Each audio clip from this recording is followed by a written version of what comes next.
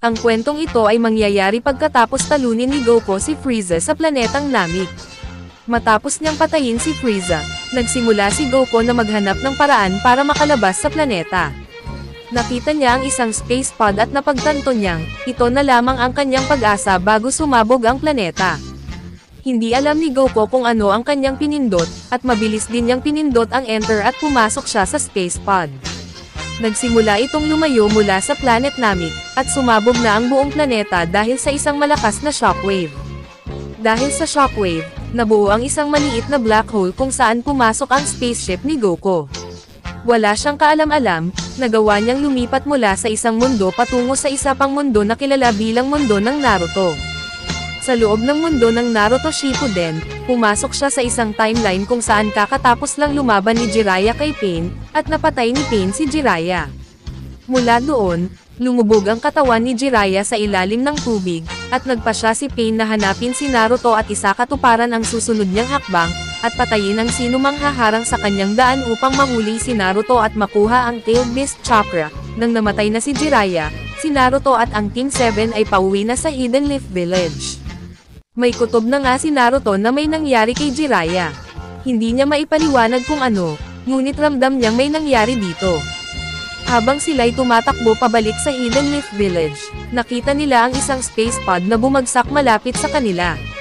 Nagulat sila at sinabi ni Naruto, ano ito? Hindi yata tama na lumapit tayo dyan, Naruto. Mga tanga, ano ba ang ginagawa ninyo? Hindi ba ninyo nakikita, may nakahandusay dyan, kailangan natin siyang tulungan. Nang lumapit na ang Team 7 sa space pod, nakita nilang walang malay si Goku. Malubha ang kanyang kalagayan dahil sa laban nila ni Frieza at marami siyang sugat. Nakita nila na malapit na siyang mamatay. Ang tanging plano nila ay dalhin siya agad sa Hidden Leaf Village para siya ay magamot. Wala silang ideya kung sino siya, hindi nila alam kung alien ba siya o taga-Earth. Ang nakita lang nila ay isang taong sugatan at nakahandusay, kaya nagpa siya ang Team 7 na dalhin siya sa Hidden Leaf Village. Pagdating nila, dinala nila siya agad sa emergency room kung saan naroon si Tsunade, ang Hokage, para tumulong. Nabalitaan niyang may dala silang sugatan at mula doon, ginamot nila ang sugat ni Goku at ginawa ang lahat ng kanilang makakaya para siya ay gumaling. Ngunit, may isang bagay na napakakaiba, na napansin nila, na si Goku ay walang chakra na lumalabas mula sa kanya, kahit siya pa ay humihinga. Dahil sa mundo ng mga shinobi, ang nadarama lamang nila ay chakra at si Goku ay walang chakra, dahil ki ang gamit niya. Hindi nila madama ang ki, kaya nagtaka sila kung patay na ba siya, pero gumagalaw pa siya. Ano ba ang nangyayari at bakit wala siyang chakra? Hindi ko maunawaan, natagpuan ko lang siya na ganito, Hokage. Sige, aalamin ko, at gagawin namin ang lahat para maging maayos siya, at salamat sa pagdala sa kanya dito, Naruto. Si Naruto at ang Team 7, ay walang ideya kung sino si Goku, ngunit kakaiba na may isang tao sa mundo ng shinobi na walang chakra at hindi nila ito madama. Hindi ito pwedeng mangyari. Mula doon, tiningnan ni Naruto ang kanyang chakra at sinabi, paanong nangyari na wala siya nito? Teka lang, di ba dumating siya sakay ng spaceship? Nandito pa ba ang spaceship niya? Baka pwede nating imbestigahan para malaman kung ano ba talaga siya. Ang mga sinasabi mo ay walang kwenta, walang punto na gawin iyon. Hayaan na muna natin si Lady Hokage na pagalingin siya at saka natin malalaman kung sino siya. Habang binibigyan nila ng gamot si Goku, inabot ng 1 linggo para magamot nila ang sugat ng isang Saiyan.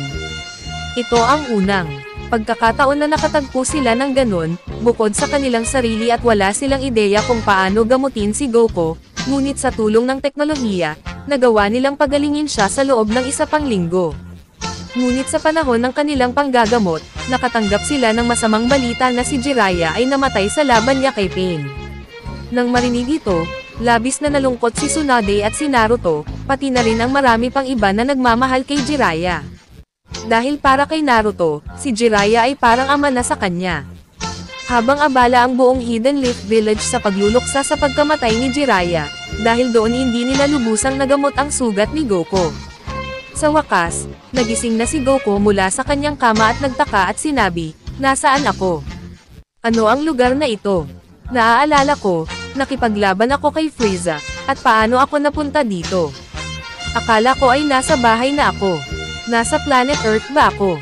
Mula doon, sinubukan ni Goku na gamitin ang kanyang pandama, ngunit wala siyang madama, walang presensya ni Vegeta, ni Bulma, at maging ni Chi-Chi, dahil doon nagpanik si Goku at nagtaka.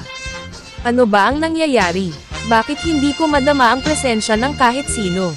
Sa halip, may nadadama akong mahinang kapangyarihan na ibang-iba sa Ki. Ano kaya ito? Nang makita ng mga Nars na bumangon na si Goku, agad silang tumawag kay Lady Tsunade at gusto rin ni Naruto na sumama dahil siya ang nakakita kay Goku. Dumating si Tsunade at tinanong siya, sino ka at bakit wala kang chakra? Hindi ka namin madama, at wala talagang chakra na lumalabas sa iyo. Chakra? Ano yun? Teka, hindi mo ba talaga alam kung ano ang chakra? Nasaan ba ako at sino kayo? Nandito ka sa Hidden Leaf Village. Ano ba ang planetang ito? Ito ba ay ang planetang Earth? Ito ang planet Earth. Ano ang mga pinagsasabi mo? Pero galing ako sa Earth, at hindi ito ganito. Naguluhan si Goku, wala siyang ideya kung ano ang nangyayari. Mula doon, tumingin si Naruto sa kanya at sinabi, galing ka sa isang spaceship, di ba? Oo, nakipaglaban ako sa isang masamang kalbo na nagngangalang Frieza, sa planet Namek, at paano ako napunta dito? Napakakakaiba mo, sinasabi mo ba, na hindi ka galing sa planetang ito, pero galing ka sa planetang kagaya nito? Oo, isa akong Saiyan na lumaki sa planet Earth, pero hindi ito ang Earth na alam ko. Hindi ko madama ang kapangyarihan ng aking mga kaibigan, at hindi ko alam kung anong uri ng kapangyarihan ang mayroon kayo. Chakra ang tawag dito. Chakra pala. Sa puntong iyon, sinimulan nilang imbestigahan kung bakit iba si Goku sa lahat. Nakita ni Sakura na gumagana pa ang space pod ni Goku, at mayroon din itong maliit na kamera. Mula doon, nagpasya silang panoorin ang tape. Nakita nila sa kamera na paalis si Goku sa planet Namek, ngunit isang malakas na pagsabog ang nangyari na nagdulot sa kanya na pumasok sa isang black hole. Mula doon, pinagsama-sama nila ang mga piraso ng kwento, at napagtanto nilang galing si Goku sa ibang universe, sa isang parallel na Earth. Teka lang, ibig sabihin, galing ako sa ibang Earth. Parang isa pa palang Earth ito. Oo, sa Earth na ito, lahat kami ay shinobi, at hindi mo kami basta pwedeng tawagin ng kung ano-ano. Pero paano ba ako napunta dito? Sana ay makabalik na ako. Ngunit may masamang balita ako para sa'yo, sira na ang iyong space pod at wala sa amin ang teknolohiyang kailangan para maayos ito. Nakakainis, wala rin si Bulma dito para tulungan ako. Ibig sabihin, dito na ako habang buhay. Mukhang ganun na nga. Oy, kamusta, Kakashi Sensei? Hi Naruto. Kakashi, nakikita ko ang inyong, ano nga ba yon, chakra pala. Mukhang mas malakas ang iyong chakra kesa sa karamihan dito. Nakikita kong hindi ka nga talaga galing sa planetang ito, pwede mo bang ipaliwanag kung ano ang nangyari sa'yo?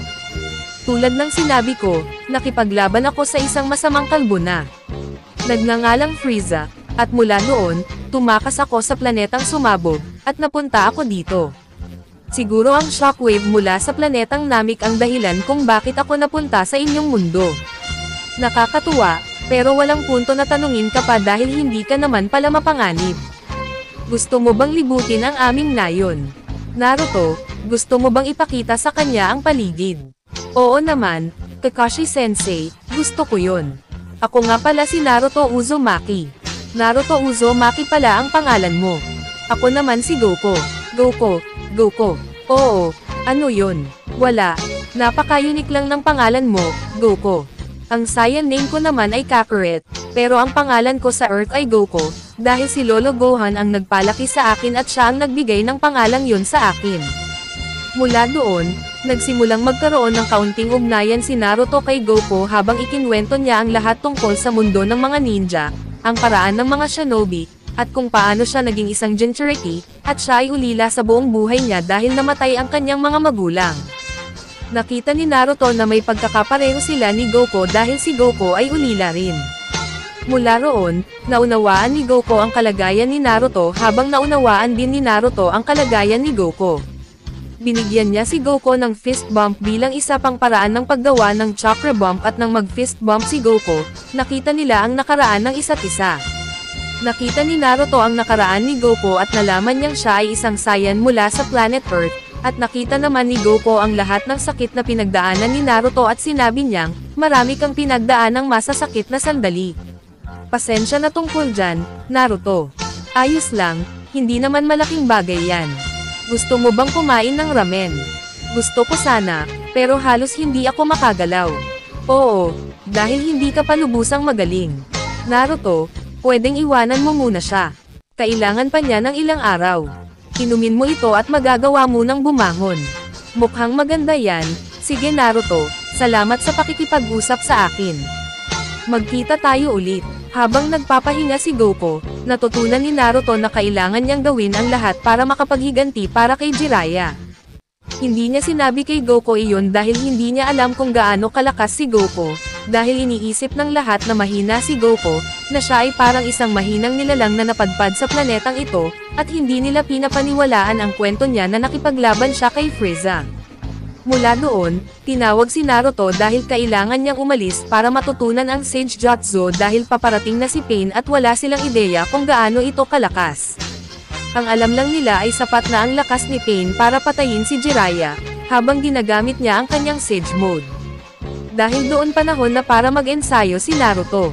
Habang nagtungo si Naruto sa Mayaboko para mag-ensayo, patuloy na nagpagaling si Goku at mula doon, sinubukan ng lahat na ihanda ang kanilang sarili habang hinihintay ang pagbabalik ni Naruto. Ngunit habang nagpapahinga si Goku, dumating na ang lahat ng Pain sa Hidden Leaf Village, at mula doon, sinimulan nilang patayin ang lahat ng shinobi na naroon. Una nilang hinarap si Pain habang sinasabi ni Pain sa bawat shinobi na sabihin kung nasaan si Naruto Uzumaki, at hindi niya sila papatayin. Hindi kailanman. Sige, mamamatay ka dito. Sinimulan na nga ni Pain na patayin pa ang mas maraming shinobi. Sa kabilang banda, nagising si Goku at nakita niyang 100% na siyang magaling at sinabi niyang, Diyos ko, sa wakas ay magaling na ako. Nakita ni Goku na nasa tabi niya ang kanyang damit na tinahi para sa kanya ni Lady Tsunade. Sinimulan niyang isuot ang kanyang damit at narinig niya ang malakas na ingay ng pagkasira, habang nadama niya ang maliit na antas ng kapangyarihan na papalapit, at mula doon, nagpasya si Goku na tingnan kung ano ang nangyayari at nakita niya na ang buong Hidden Leaf Village ay nasa ilalim na ng pag-atake. Ginawa ng mga Pain ang lahat ng kanilang makakaya para hanapin si Naruto, at dahil doon pinapatay nila ang karamihan sa mga shinobi. Nakipaglaban si Pain kay Kakashi at mula doon, sinubukan ni Kakashi na suntukin si Pain sa mukha ngunit nakaiwas si Pain at sinipa siya sa panga.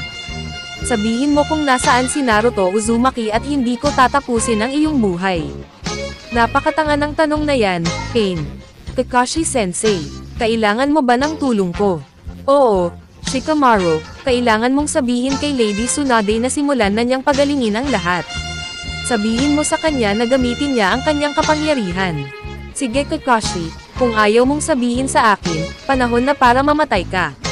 Sinimulan ni Pain na atakihin si Kakashi. Ginamit ni Kakashi ang kanyang Mangekyo Sharingan, habang sinusubukan niyang labanan si Pain, ngunit nalugi siya nang dumating ang iba pang Pain para atakihin siya at bago nila siya mapatay gamit ang bakal, dumating si Goku sa tamang oras at sinabi niya, muntik ka na Kakashi. At sino ka naman? Ako si Goku. Sabihin mo sa akin, bakit kayo narito? Goku pala, ha, wala kaming datos tungkol sa iyo. Sabihin mo sa akin, nasaan na si Naruto Uzumaki?